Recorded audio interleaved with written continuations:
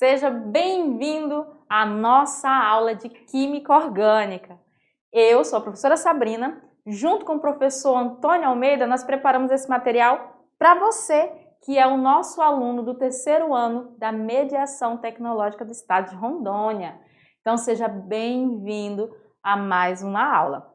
Lembrando que nós estamos falando sobre funções oxigenadas.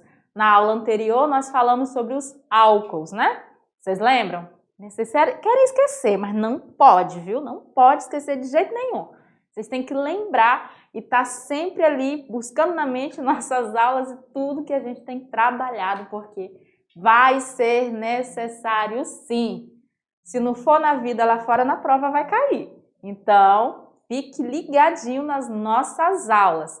Vamos lá para a nossa aula de hoje, a aula de número 10. Olha só como a gente já está caminhando bem.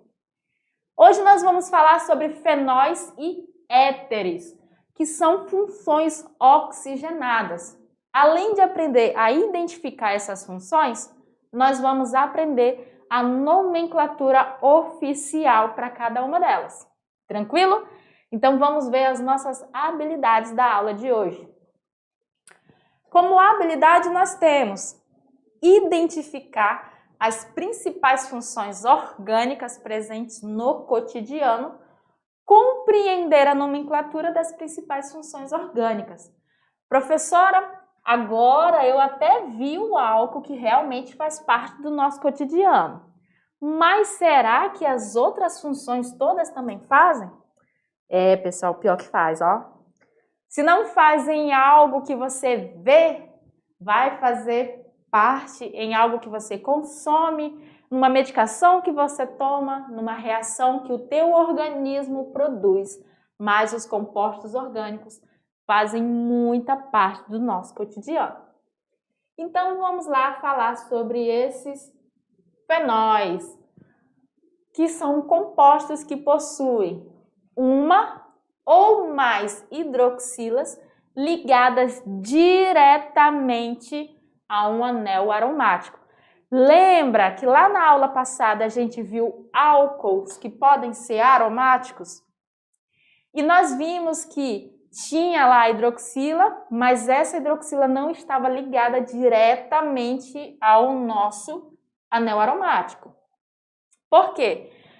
Porque quando ela está diretamente ligada ao anel aromático, ela não é chamada de álcool, ela é chamada de fenol, tá? Então, o grupo funcional do fenol sempre vai apresentar a hidroxila, ligada diretamente ao nosso anel benzênico. Os fenóis mais conhecidos são esses aqui, ó. Cresol, o ortocresol. Orto por quê? Porque na minha posição orto está aqui a minha hidroxila. Nós vamos ter o metacresol. Ó, a diferença da hidroxila para a minha ramificação é uma posição meta. E nós vamos ter o paracresol, onde a minha hidroxila e a minha ramificação estão na posição para, uma para a outra. Os fenóis possuem um cheiro característico. Outra situação é que eles são tóxicos e corrosivos. Eles podem causar queimaduras. Alguns fenóis possuem propriedades bactericidas e fungicidas. Alguns exemplos aqui, ó, de fenóis. Ah, professora, mas tem cloro aqui, tem metil aqui. Como que eu vou identificar que isso aí é um fenol ou se não é fenol? O principal conceito para ser determinado que aquele composto trata-se de um fenol é essa caracterização aqui, ó, da ligação direta com o anel benzeno da hidroxila. Então, eu posso ter uma hidroxila, como esse caso aqui, ou eu posso ter mais de uma hidroxila, como esse caso aqui, ó, onde a gente tem 3 hidroxilas ligadas diretamente ao nosso anel benzênico. Então, todos esses 3 exemplos aqui tratam-se de fenóis. Professora, fenol só tem quando for direto com benzeno? Somente quando aparece anel aromático, tá? Olha só essas situações aqui. Nós temos 2 compostos diferentes que visivelmente, se você olhar rápido, você acha que são iguais, mas não são. Aqui nós temos, nesse primeiro, um fenol. Observe que isso aqui ó, está representando um anel aromático. Lembram o que é esse círculo aqui no meio? Nós falamos sobre a ressonância, né? Aonde, deixa eu voltar aqui para a gente visualizar melhor. Aonde os elétrons dentro do nosso composto, eles têm uma movimentação, porém os átomos a qual ele pertence não se movimentam. Então essa ligação dupla aqui, o elétron ele pode sair daqui e vir para cá. Essa daqui pode vir para cá e essa daqui pode vir para cá. O nome desse efeito é chamado de efeito ressonância. Algumas representações de anel benzênico vão aparecer para vocês dessa forma que a gente está vendo aqui, mostrando as ligações duplas, ou ainda ela pode vir com esse círculo no meio, que está representando a movimentação desses elétrons, tá? Então, esse aqui está representando a ressonância. Mas e esse aqui? Ele é um fenol?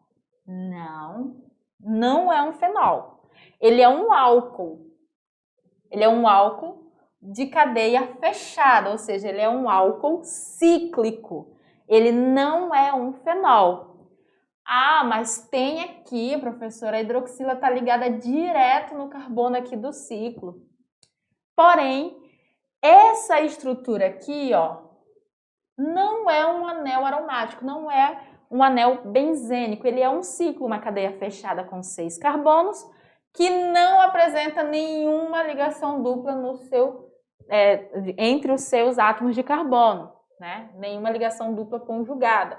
Então, ele não é um fenol, trata-se apenas de um álcool de cadeia fechada, um álcool cíclico. Tudo bem até aqui? Então, a gente já consegue identificar que o fenol é quando a gente tem a hidroxila ligada diretamente ao anel benzênico, né? A gente não vai mais confundir álcool do tipo cíclico com os fenóis. Fenóis no cotidiano atualmente, aonde eles são utilizados? A gente tem fenol sendo utilizado na fabricação de corantes, ou seja, nas indústrias, né? Na produção da fenolftaleína. Quem é aluno do terceiro ano que nunca passou pelo primeiro ano e não viu lá algumas reações de ácido e base? Vocês lembram de algumas reações de ácido e base que faz aquela mudança de cor, fica vermelho, fica rosa, fica verde?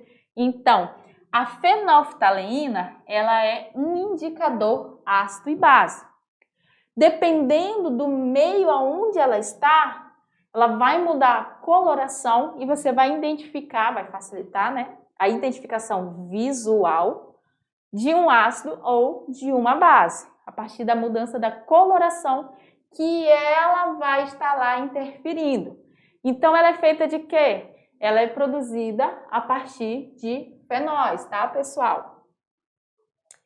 Também o fenol é utilizado na fabricação, né, do picrato, que é o ácido píprico, que o princípio ativo de pomadas para queimaduras, tá?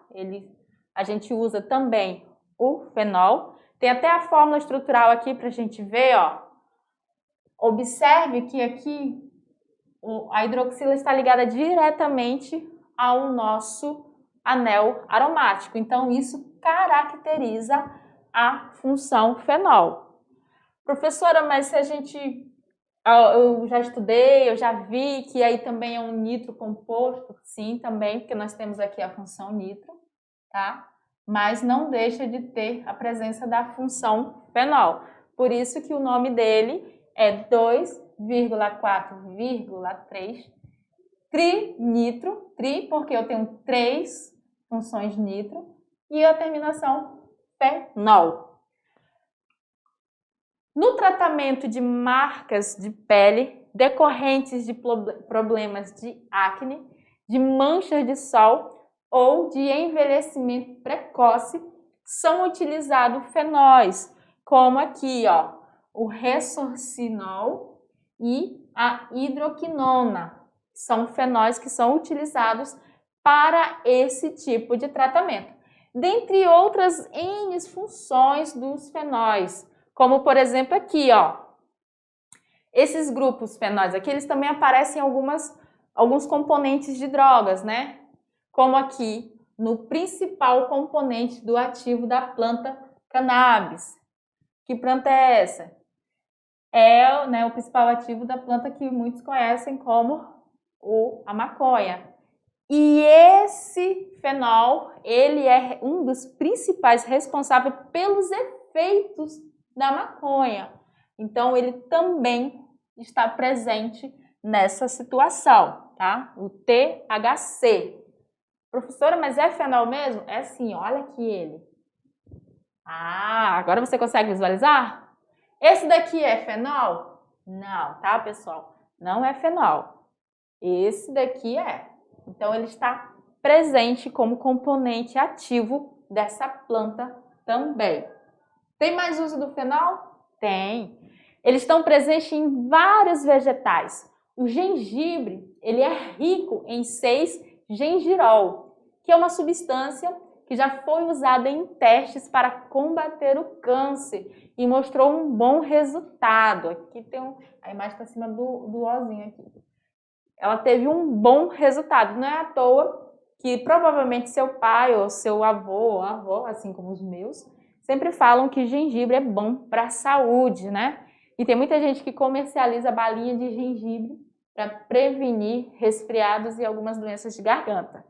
E aqui nós temos na estrutura do gengibre a presença do fenol. Nós temos a hidroxila ligada diretamente ao anel benzênico. E olha, observe que ele teve um bom resultado. Então, significa que, de fato, o gengibre ele faz bem para a saúde. Lembrando para a gente nunca usar nada em excesso, viu, pessoal? Não é porque algo é bom para a saúde que você vai fazer o uso demasiado. Lembre-se, tudo demais faz mal. Nós temos ainda o eugenol, que é um fenol encontrado no cravo da Índia, que é usado em antissépticos bucais. Olha aqui, nós temos a imagem do cravo da Índia e nesse lado aqui nós temos o eugenol, aonde nós temos a presença aqui da hidroxila ligada diretamente ao anel benzênico, o que caracteriza o fenol. Ai, tá tudo muito bonito, né? Bem interessante, curiosidades, o uso do fenol. Mas e aí, professora? O que mais que eu preciso saber sobre esse grupo funcional? A nomenclatura, né, pessoal? Todas as funções que a gente viu até hoje, nós aprendemos a identificar e aprendemos também a nomenclatura oficial dessas funções. Com os fenóis não seria diferente. Então vamos aqui. Nos fenóis, o sufixo indicativo da função é o mesmo dos álcools. Ou seja, a gente vai usar o sufixo, ou seja, a terminação do nome vai ser ol. A cadeia principal sempre será um sistema aromático. Ou seja, o anel aromático, onde a nossa hidroxila está, ela é a nossa cadeia principal. Então, ficaria assim, ó, fenóis aromáticos com uma hidroxila, né, um grupo hidroxila. O que a gente vai fazer? Vai dar o nome do grupo substituinte mais o nome fenol. Então, vamos observar aqui, ó. Nós temos 3 estruturas. Vocês estão observando? Todas são fenóis. Aqui também é um CH3. Todas são fenóis. E observe que a diferença entre esses 3 é posição aonde o nosso grupo substituinte, ou seja, a nossa ramificação, está ligada. É o que difere uma estrutura da outra. Vai fazer diferença no nome? Vai fazer diferença no nome, sim, tá, pessoal? Então, isso significa que são compostos diferentes, tá? São compostos totalmente diferentes. Como que vai dar um nome para essas estruturas? Eu tenho que identificar onde a minha ramificação está. Eu não posso simplesmente dar um nome aleatório. Então, nós vamos ter que numerar. Começando por onde? Começando pelo nosso grupo funcional. O carbono onde está a hidroxila vai ser o nosso carbono 1. E aí eu vou seguir sempre no sentido que deixe a menor numeração. Não somente para o carbono onde está o meu grupo funcional, mas também para o carbono onde está a minha ramificação. Então, observe que aqui a gente fez no sentido horário. Carbono 1, aqui onde está a hidroxila. Carbono 2, onde está a minha ramificação. E aí, o que eu vou fazer? Vou identificar, colocando o número do carbono, onde a ramificação está, e o nome da ramificação. E depois eu coloco o nome fenol. Então fica como 2-metilfenol. Eu identifiquei que no meu carbono 2 eu tenho uma ramificação metil e que o meu anel aromático está ligado a uma hidroxila com o nome aqui, ó, colocando fenol. E o próximo, professora? Mesmo esquema. Vou numerar, começando pelo carbono onde está a minha ramificação. Numerei. Tranquilo? Tranquilo. Doeu? Não doeu. O que a gente vai fazer? Mesmo esqueminha. Número do carbono aonde a ramificação está e o nome da ramificação. E aí tem um detalhe bem importante que eu coloquei aqui o CH3 para vocês, mas em algumas representações, de fato, você vai encontrar apenas um tracinho saindo do nosso anel benzênico. O que significa que aqui nessa ponta existe um carbono, tá? E se existe um carbono e eu sei que ele tem que fazer 4 ligações, uma ele já fez aqui, então você já tem que na sua mente ter a ideia de que aqui é um CH3, tá? Caso precise fazer fórmula molecular, por exemplo, você precisa ter o total de carbonos e hidrogênios do composto. Então aí nós temos um metil. Nome, número do carbono e o nome do grupo substituinte, que nesse caso aí é o metil, aí fica 3-metilfenol. E esse daqui, esse último, vai fazer diferença? Não, mesmo esquema, numero, identifico aonde está a minha ramificação, metil, coloco o número do carbono, o nome dela e depois o nome fenol, 4-metilfenol. Tranquilo? E aí, vocês conseguiram ver como é que é feita essa nomenclatura? Conseguiram, né? Então, vamos adiante. Nomenclatura de fenóis. Fenóis com 2 ou 2 ou mais hidroxila. Ali a gente tinha apenas uma hidroxila no fenol, né? Nesses exemplos aqui, nessa situação, nós temos 2 ou mais grupos hidroxilas ligados ao nosso fenol. Muda o jeito de dar o nome? Muda. Por quê? Porque eu vou usar o prefixo aqui, ó, que indica a quantidade de hidroxila que nós temos. Quais são esses prefixos?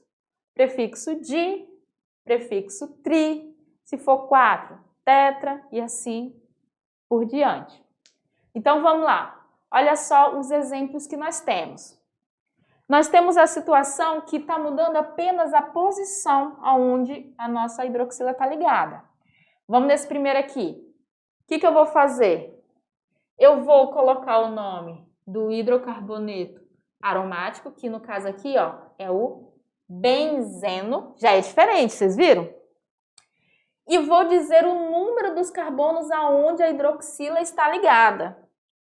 Vou usar o prefixo da quantidade de hidroxila, que nesse caso aqui são duas, é di, e a terminação ol.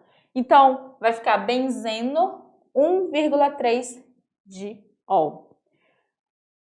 Muito cuidado, viu, pessoal? Professora, mas ali a gente estava usando fenol e aqui a gente está usando benzeno. O nome desse hidrocarboneto aqui é benzeno. Quando a gente tem apenas uma hidroxila, fica muito mais fácil. Eu vou só dar o nome. Ou é só o fenol, que é a hidroxila ligada ao benzeno, é fenol. Ou quando tiver grupo substituinte, que são as ramificações, você dá o nome da ramificação, o número de onde ela está, e o nome fenol no final. Nessa situação aqui, nós temos mais de uma hidroxila. Então, a nomenclatura muda. Eu vou dar um nome benzeno sempre e vou dizer aonde a minha ramificação está. Observe que aqui a gente numerou, ó, nesse sentido, sentido horário. Esse daqui também vai ser, ó, 1, 2, 3, 4. Como é que vai ficar o nome? Benzeno 1,4 diol. Olha só, por que 1,4? Porque eu tenho a hidroxila no carbono 1 e a hidroxila no carbono 4. Como eu tenho duas, eu coloco di e a terminação ol, que é referente aos fenóis também.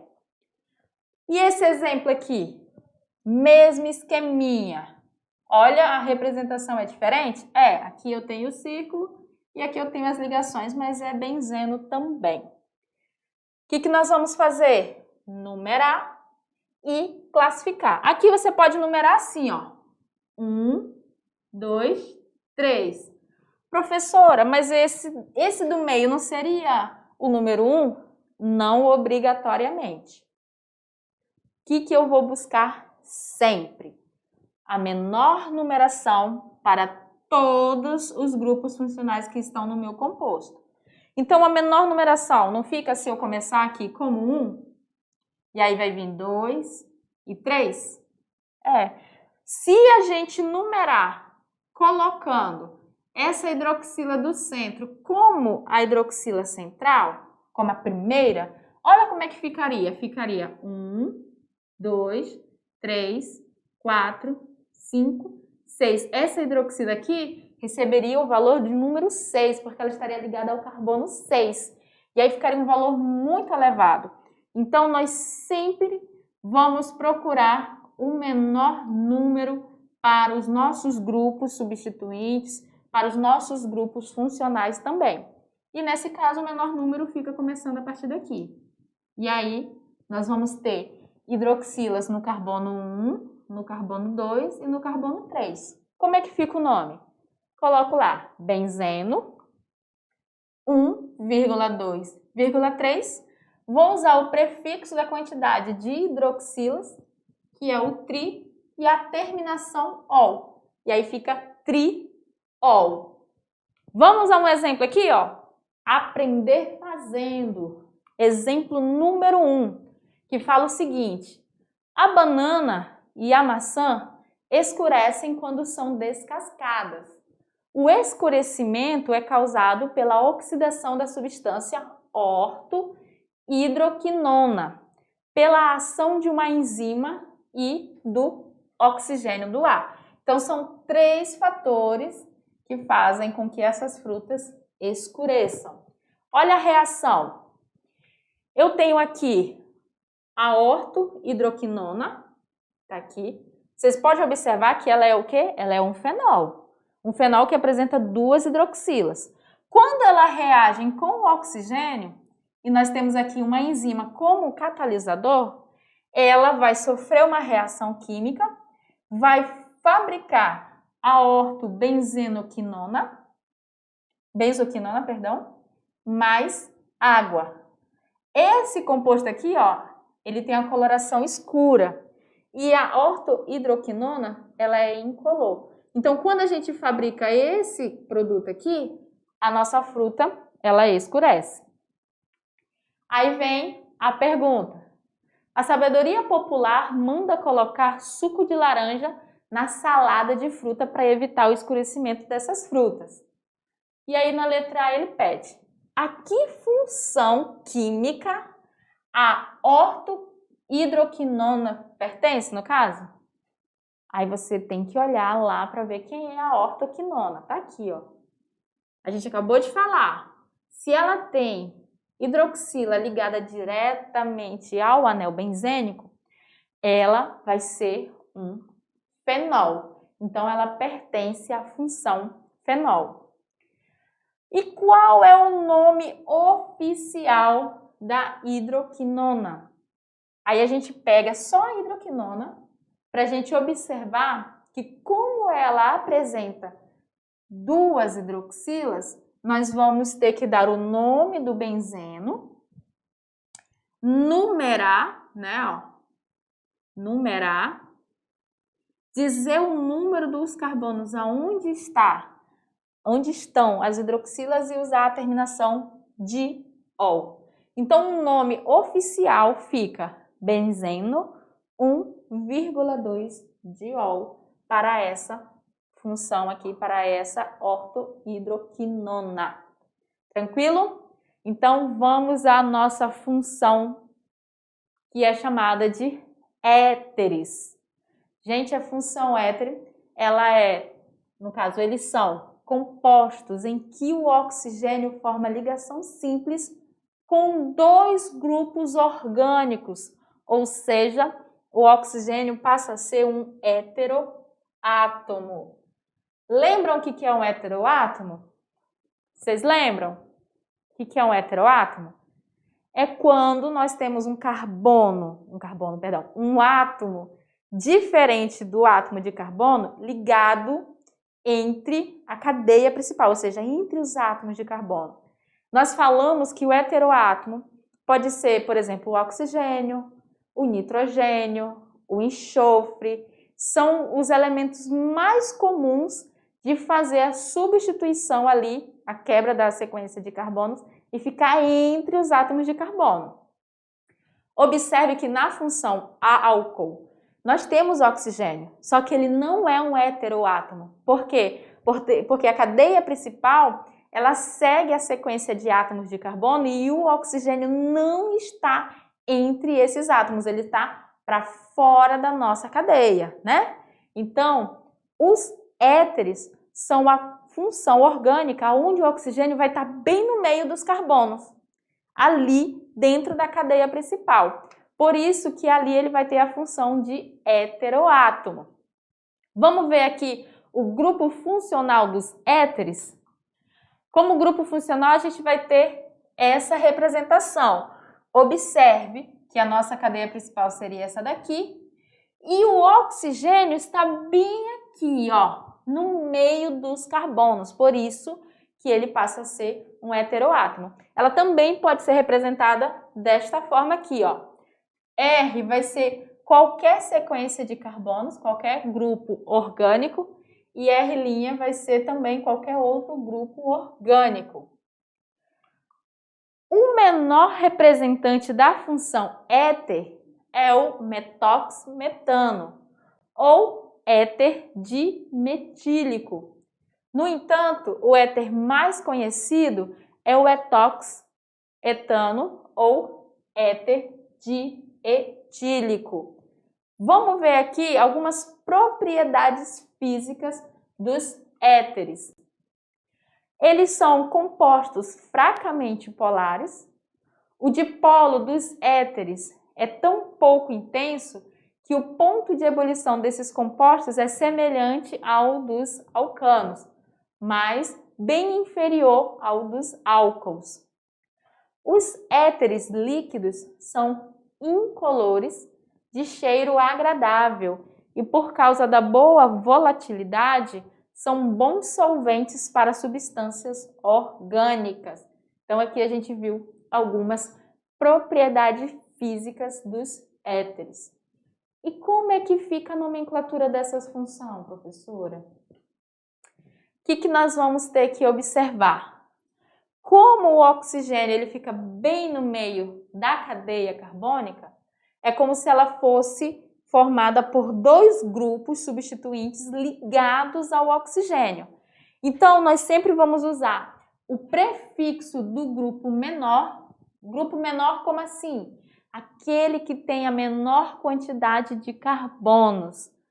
A gente pega o prefixo dele, adiciona o oxi e depois usa o nome do hidrocarboneto de maior sequência de carbonos, tá? Hidrocarboneto R, que é o grupo substituinte, que vai ter a maior sequência de carbonos. Os éteres são como uma cadeia heterogênea. Em cadeias abertas, teremos que escolher uma das cadeias para ser a principal. A outra será substituinte com a terminação oxi. Então, olha só. O oxigênio está aqui, ó. Observem que ele quebra a sequência de carbonos, né? Então, ele é um heteroátomo. Então, aqui é um éter.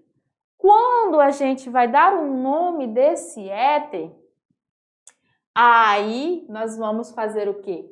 Vamos pegar o prefixo do menor grupo, ou seja, aquele que tem a menor sequência de carbonos. Ó, entre esse grupo aqui e esse aqui, qual é o que vai ter a menor quantidade de carbonos? Esse primeiro, né? Então, eu vou pegar o prefixo dele, que é met, para um único carbono. Então, bota aqui, ó, met. Adiciono o ox, então fica metox. E coloco o nome do meu grupo de maior sequência de carbono. É como se o oxigênio não existisse agora. O que eu vou fazer? Eu vou dar um nome normal. Qual é o nome para um alcano de 3 carbonos? O prefixo é o prop. Ó, só ligação simples. Depois do prop vem o an e a terminação O do hidrocarboneto. Então fica metoxpropano. Professor, e quando tiver um anel benzênico, pode aparecer? Não só pode, como está aqui na nossa tela, né? Ele é um éter? Com certeza. Por quê? Para ser éter, não tem que ter o oxigênio entre 2 átomos de carbonos? O que nós temos aqui, ó? Carbono e aqui carbono. Olha onde está o oxigênio, bem no meio. Então, nós temos sim um éter. Mesmo esquema. Vou usar o prefixo do grupo que tem a menor quantidade de carbonos. Nesse caso aqui é esse aqui, ó. Qual é o prefixo? Vai ser o met. Coloco o ox depois, tudo junto. E o nome do meu grupo de hidrocarbonetos, que nesse caso aqui é o benzeno. Então fica metox-benzeno. Nomenclatura dos éteres. Éteres com apenas um grupo éter. Olha só, que é o que a gente está vendo aí. A gente pode também dar um nome quando ele tem aqui o grupo substituinte igual, tá vendo? Ó? Etil e aqui também etil. Então, eu tenho só um grupo substituinte aí, que é o grupo etil. O que eu posso... como é que é feita a nomenclatura? Aí você vai colocar o nome éter, vai colocar o di, que é a quantidade de grupo substituinte que eu tenho, que no caso são 2 etil, e vai colocar aqui, ó, o prefixo da quantidade de carbonos, 2 átomos de carbono é et, e a terminação ílico. Então fica éter dietílico. Pessoal, eu sei, eu entendo que é muita informação. Vocês me perdoem, mas é muita informação, eu entendo isso. Só que olha lá, nos exemplos que a gente estava no slide anterior, os grupos substituintes eram diferentes, lembram? Tinha um lado que era metano, o outro era etano. Num lado era benzeno, no outro era o propano, o oxigênio no meio, né? Nesse exemplo aqui, é quando o grupo substituinte dos dois lados é o mesmo. Então, eu tenho só um grupo substituinte ali, que nesse caso é o etil. Então, aí a nomenclatura fica mais fácil. Posso chamar de etox etano? Posso. Mas também posso chamar de éter dietílico, que é um nome correto também, tá? Por que dietílico? Porque eu tenho 2 grupos etil ligados ao meu oxigênio. Tranquilo? Então vamos continuar que tem mais exemplo. Observem aqui, ó. Olha o nosso oxigênio no meio. Como ele está ligado aqui ao carbono e aqui também é carbono, é um éter. O grupo substituinte nessa situação aqui, dos 2 lados, é o benzeno. Então, eu posso chamar ele de éter de fenílico, né? Que nesse caso aqui refere-se ao fenol. Não tem problema. Diferente aqui, eu posso chamar também, ó, lembra lá do nome que a gente deu agora? Que ficou metoxibenzeno? Eu posso chamar de éter fenílico e metílico. É obrigado? Não, não é obrigado. São as possíveis nomenclaturas, tá? Você tiver facilidade na nomenclatura anterior, faz. Se você tem facilidade nessa nomenclatura, quando o grupo substituinte é o mesmo, faz, tá bom? As duas estão corretas. Nós temos ainda quando o átomo de oxigênio está ligado a 2 átomos de carbono formando uma cadeia cíclica. Aí nós vamos usar o epóxi mais o nome do hidrocarboneto. Por quê? Porque não é grupos substituintes diferentes. É o mesmo grupo, só que está ligado ao oxigênio. Ele continua sendo um éter, que é um heteroátomo, porém, eu vou usar o prefixo epóxi e o nome do meu hidrocarboneto, que no caso é o etano. Sempre que você vê o nomezinho epóxi antes do nome do hidrocarboneto, significa que se trata de um éter de cadeia fechada, cadeia cíclica. Professora, pode ter ramificação? Não seria uma ramificação aqui, tá bom, gente? Não é. Por mais que você olhe e pense, ai, tá fora da cadeia principal, ele não vai ser uma ramificação. Ele vai ser uma cadeia fechada com 3 carbonos, tá? Então fica 1, no caso, 2 epóxi propano. Por quê? Porque a ligação com o oxigênio está ocorrendo no carbono 1 e no carbono 2. Aplicações dos éteres. Nós temos os éteres sendo aplicados nas seguintes áreas. O éter dimetílico, lembra lá? Que vai ser o que então? Vai ser que para um lado ele tem metil e para o outro também tem metil. Olha só, dimetílico. Então significa que eu tenho HCOCH3. Esse éter é esse aqui, ó. Onde eu estou mostrando que eu tenho 2 grupos substituintes metil no mesmo éter. O éter dimetílico ele é utilizado na medicina como hipnótico, tá?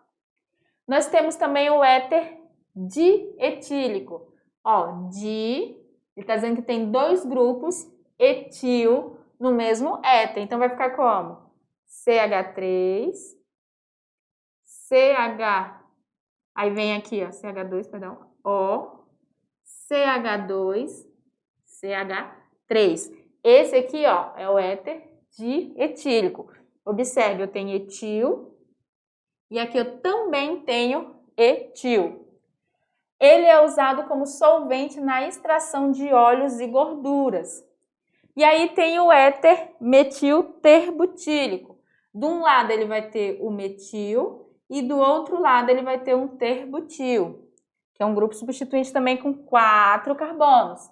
Ele é utilizado como aditivo à gasolina, como substituinte do álcool etílico anidro.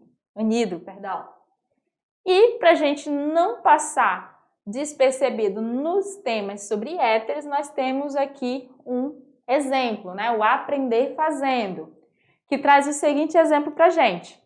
Quantos éteres diferentes tem a fórmula molecular? C4H10O. O que ele quer aqui? Que com essa quantidade de átomos, você diga quantos éteres diferentes podem ser formados. Nesse caso aqui, são 3 éteres. E olha só quais são eles. Eu posso montar aqui o metóxipropano. Aqui é um C, tá? Aonde eu tenho 4 carbonos, ó. E vou ter a quantidade de hidrogênios correspondentes. Posso montar ainda o 2-metoxipropano, porque aqui eu tenho o propano e aqui eu tenho o metóxido, né, o metil. Posso ainda montar o etoxetano, que é o éter dimetílico. E esses são os éteres que nós podemos formar com aquela fórmula lá molecular C4H10.